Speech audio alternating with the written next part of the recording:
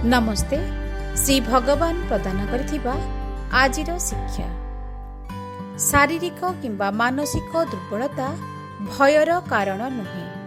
भय पूर्वानुमान थाए। मु तमिलनाडुर अरुपुकोट्टाईरु जे राजलक्ष्मी भेंकटेशन। मोर जड़े बांधवी 2007 मसीह मोते धर्म सहित परिचित कराइले।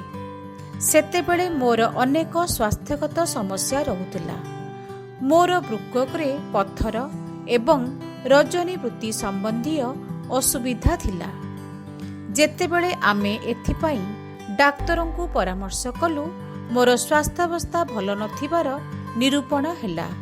कारण मो देहरु अत्यधिक रक्तस्राव घटी सारी थिला।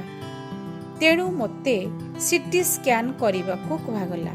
सीटी स्कैन सारिबा संगे संगे मोते एमआरआई मध्य करिबा पई कहागला।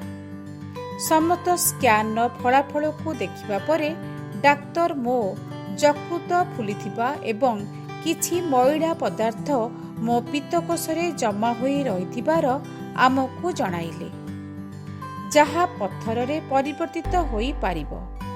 मोर अंतनली रे एक अवरोध थिबार मध्य जना पड़िला। एका थरे समस्त समस्या को ठीक करिबा संभवपर नुहे।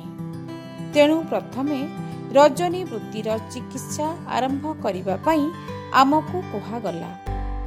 आमे समस्ते आंतरिकतार सहित मोते उत्तम स्वास्थ्यर अनुग्रह प्रदान करिबा पई श्री परमज्योति को प्रार्थना जणाइलु। मु संपूर्ण भावे निजकु भगवान को दिव्य पदारविंदरे समर्पण कली। एही प्रार्थना परे चमत्कार हेला।